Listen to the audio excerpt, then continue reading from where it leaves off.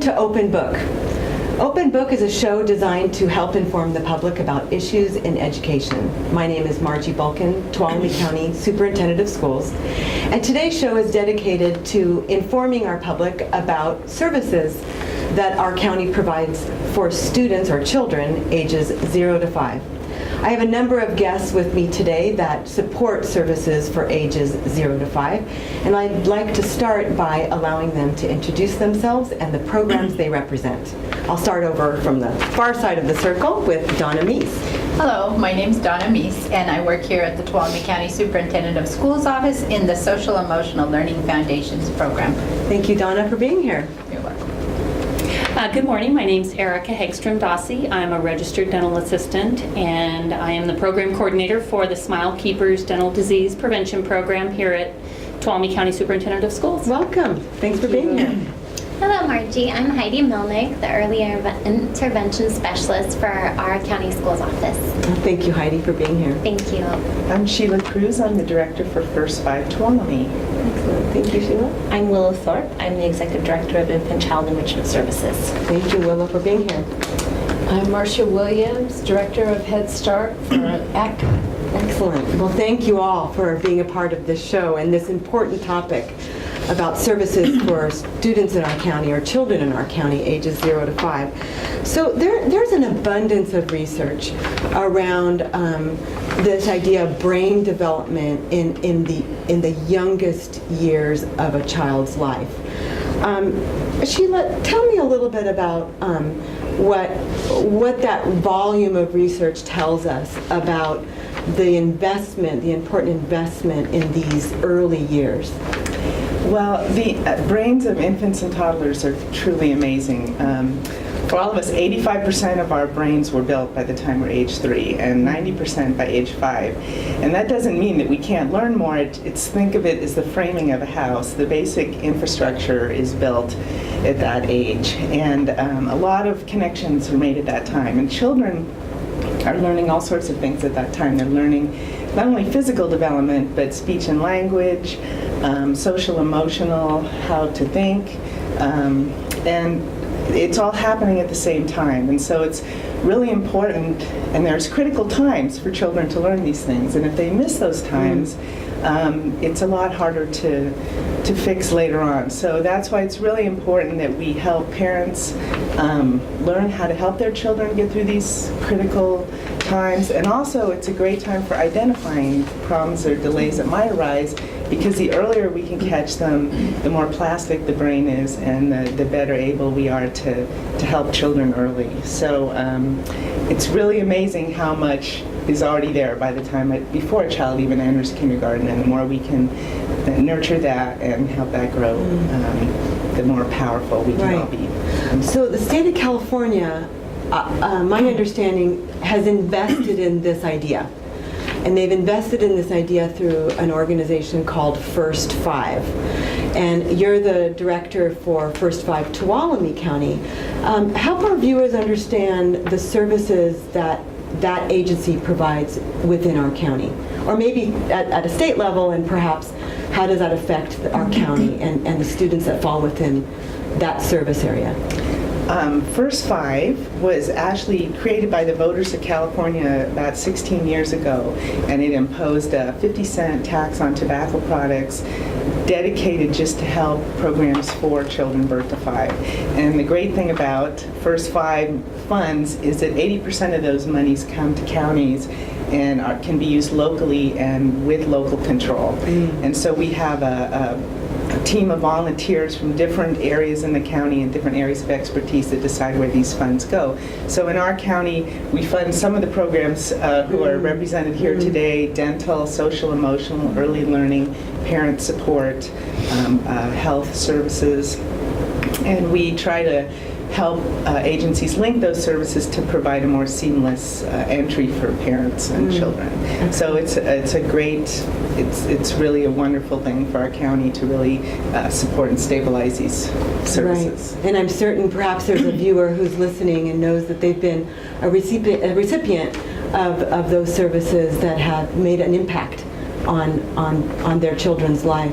And we're about to go through some of those programs, so I'm glad that you identified that these are services that First Five supports. Let's start with talking about another agency in our county called Infant Child Enrichment Services. And Willow, you're the director of Infant Child Enrichment Services, and I know you benefit from some of the programs within the purview of First Five, but you are your own agency that offers a wide array of services for children and families in our county. Talk to us a little bit about your program. Well, Infant Child Enrichment Services is primarily funded actually by the Department of Education, as well as First Five and our county behavioral health department. So a lot of community collaboration that goes on to support what we do in supporting children and families and parents, as well as child care providers. We have 3 basic programs. One is our resource and referral, where we help people find child care, and we also help people become child care providers and support those providers as they provide ongoing care for children.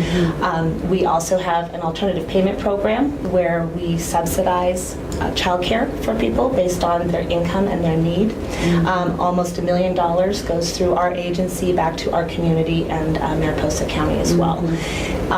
Then our third wing is Raising Healthy Families, that is largely supported by First Five, as well as behavioral health, where we offer parenting classes as well as in-home parenting. And it's free to parents. Sometimes it's preventative for somebody who might be in danger of going through CWS or child welfare services.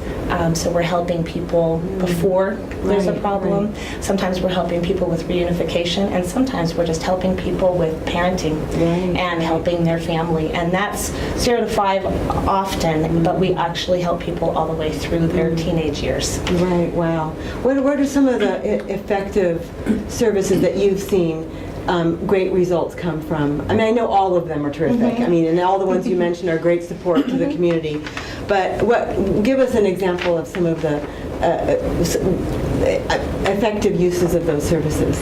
Well, I think that one of the most impactful and powerful is the Raising Healthy Families program. We work with families from 6 months to 2 years, really becoming a part of that family's support network, helping find them resources, problem solve, and not working just with the children, but really working with the whole family.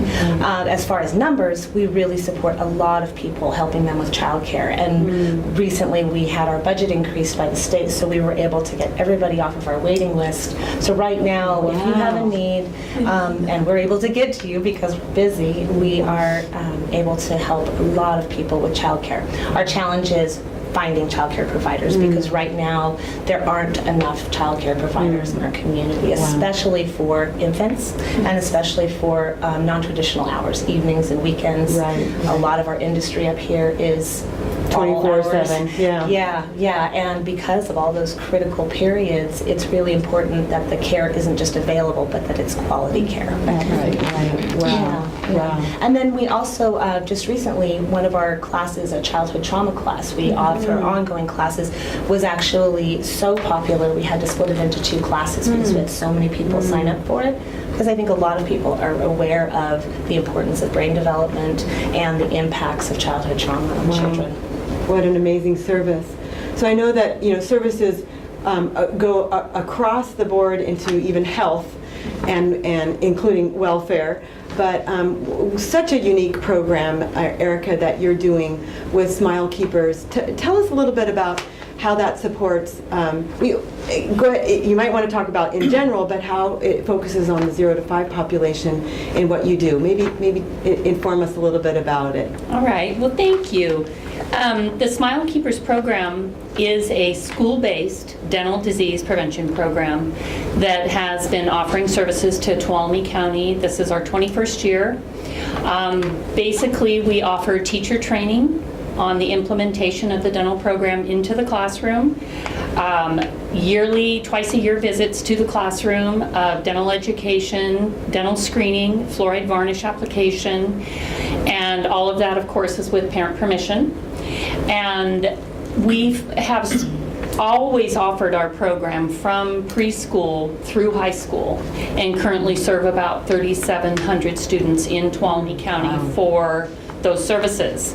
We employ dental professionals. We have a nice staff of volunteers as well that provide help to our program. So that part of it has become invaluable in the school systems. And we have a unique relationship with every school district in our community that we are able to be considered part of school now.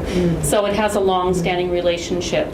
Our program is entirely grant funded, which is unusual. We receive funding from First Five, which I'll talk about a little bit, from Delta Dental, Black Oak Casino, Omega Nu, Sonora Area Foundation has been very supportive. All our schools participate in a financial contribution, and all the preschool centers, learning centers, everyone contributes financially to help make the program sustainable. So I'm forever grateful for that support, and especially being based out of Tuolumne County Superintendent of Schools.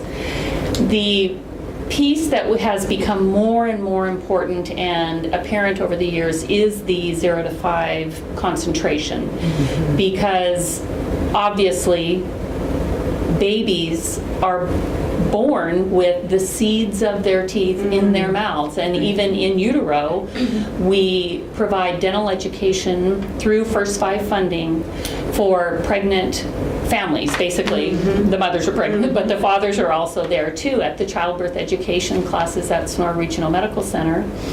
And so about every 6 weeks, I attend the childbirth classes and provide infant oral care for parents, and then encourage the families through communication after the baby's born to go to the start fluoride application or fluoride supplementation, and then the first visit to the dentist by a year of age. And we found that the early detection of dental problems is crucial to behavior issues, nutritional issues, and success in school. And we've worked successfully with all our programs, and we have seen children do a complete 360 in behavior after having their dental work completed. So it keeps focusing back to the importance of 0 to 5, health benefits, nutritional, family strength, and I just feel really proud that we're able to offer those services to so many of our 0 to 5 families. Well, I know that affectionately, those who know you and the work that you do call you the Tooth Fairy. I am the Tooth Fairy.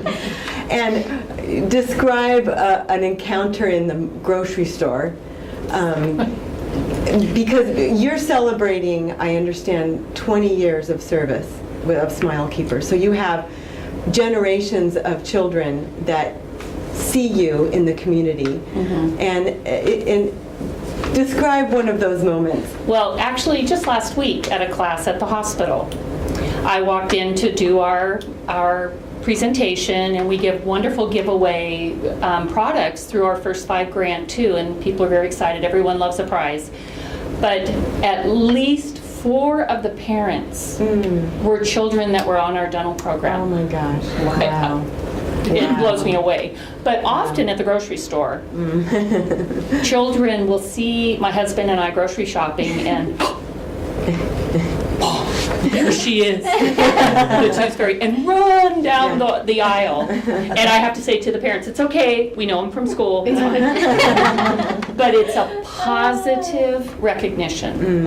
And that has always been our goal, is to make the first experience positive, friendly, and ongoing. And so when children switch from school to school, they'll say, I knew you from my other school. And so it's a friendly face, it's a consistent, positive encounter for them. And the dental community is also very appreciative of our referrals to their offices.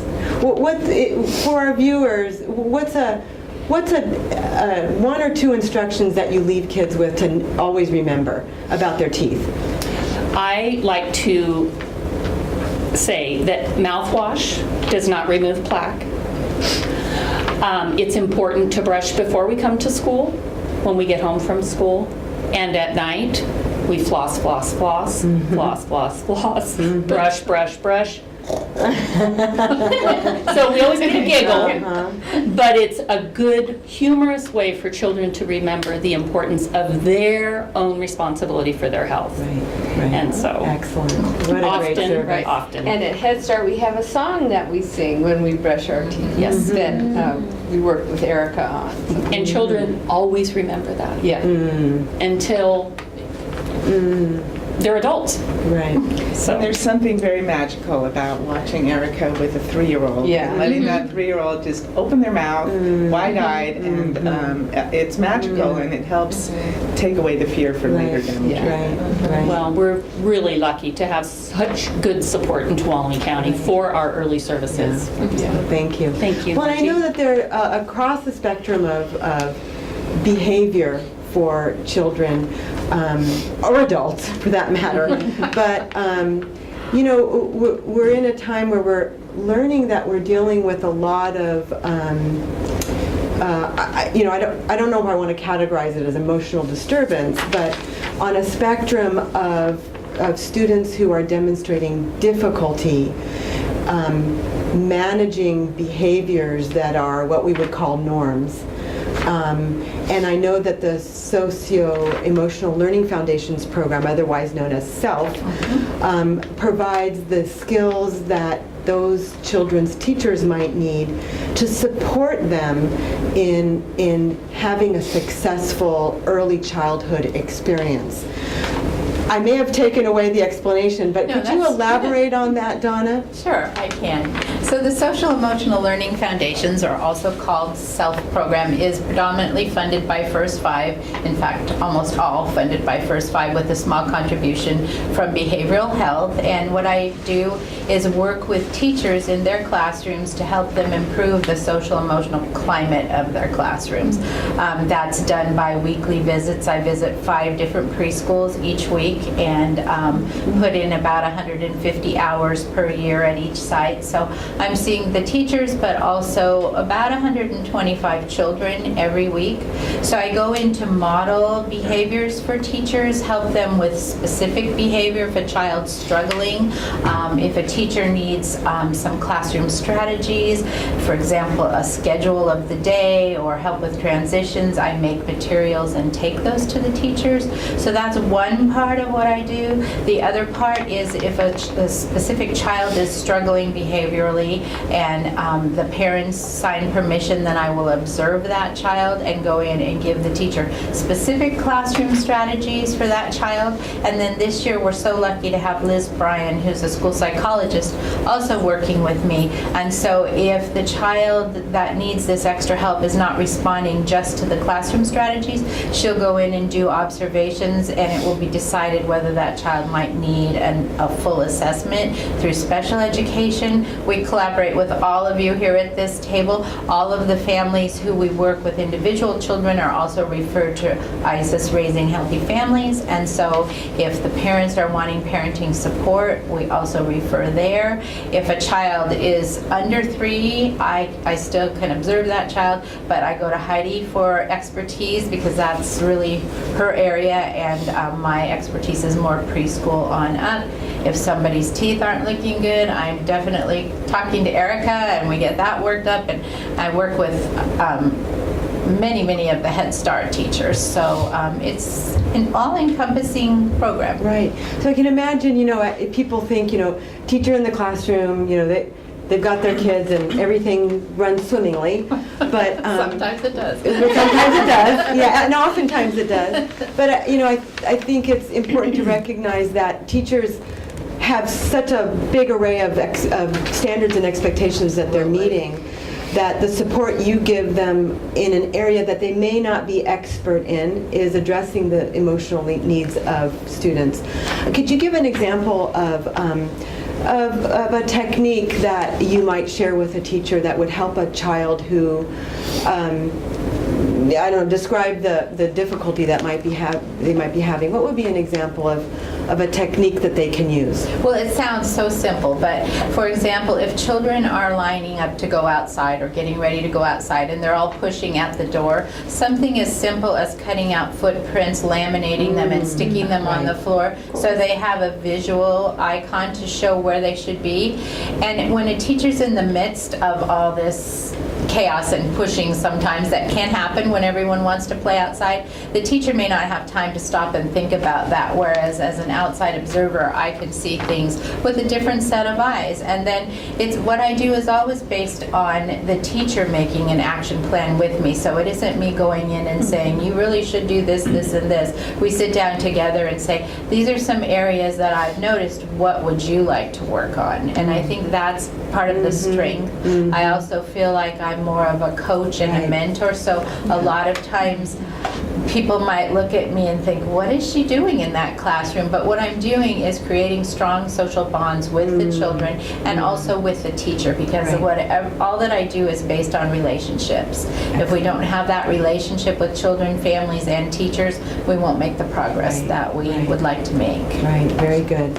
Well, and I'm so proud to be part of a country or a nation and then a state that looks out for the developmentally disabled young and youth through public education. I mean, it's really we are a novelty in the world that the United States supports its developmentally disabled young people. And one of the most unique programs that we have, I think, is this idea of supporting the developmentally disabled and fragile babies and infants. Heidi, you oversee the services for families. Talk to us a little bit about your program and the service it provides. Thank you. So through Early Start, I feel I have the privilege of going into homes with these little ones who are so fragile, and getting to go in and get to know families and start to build those bonds, as Donna had mentioned, to help celebrate what the child is doing. Because I think when we look at especially our fragile little ones, doctors and people are, oh, they're not doing this or they're not doing that, or they're not going to make it to their first birthday. And there's a reality to that. And I think that's the heart-wrenching part that we don't know. But to be able to go in and get to know families and get to know this sweet little child and really look at, okay, what are some next steps that we can build into this little one's development and ways to support the family. Because part of my job description really is family training, which I like to think more coaching, kind of coaching parents, and then counseling and doing that through home visits and building that rapport with families is such an honor. And to look at other little ones who families may call because they're concerned, oh, my child's not really talking yet or not concerned developmentally.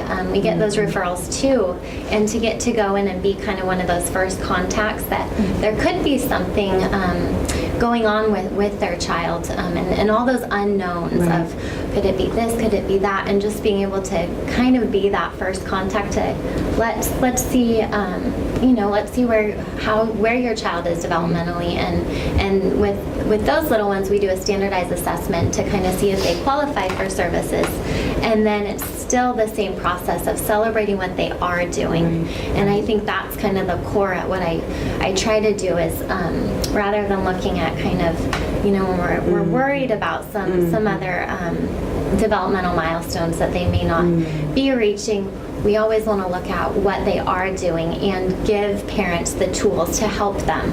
And that kind of brings me to that coaching portion of creating goals for families that are functional, that are meaningful in their daily routine. So things that they're going to be doing every day, dressing, eating, going to the park, and building in some of those goals so that we're going to help that child's development throughout daily routines, and really have the family's perspective and have their input, and to help them along with some tools to support the child's development throughout the day. And your population is 0 to 3? Yes. So yes. these are just the infants, we will say. Yes.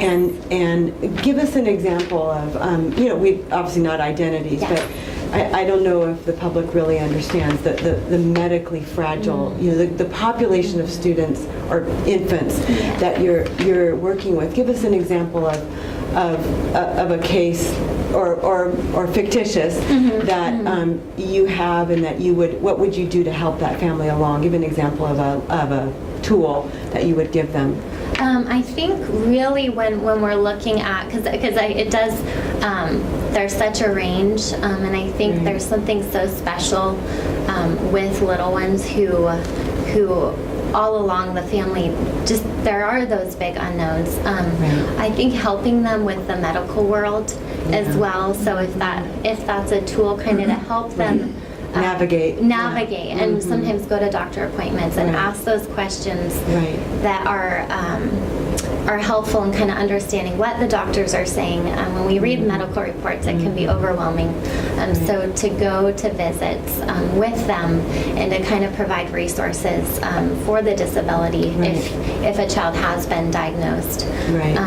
And then you're very much a part of that transition into preschool. Yes. Where you help the preschool teacher understand what this youngster can do. Yes. And what they're working on. So what a great bridge that is. Yes. For those families. Yes. Excellent. And it's so fun to see some of the little ones I've worked with, to see them transition to preschool, and then to see them a year later, and just the progress that they're making, because we have phenomenal preschool teachers. Oh, well, speaking of preschool, so our next guest is Marcia, who is the director of our Head Start program connected to ATCAA. Tell us a little bit about Head Start in Tuolumne County. Well, actually, Head Start now has early Head Start, so we're serving children, pregnant women and children birth to 5.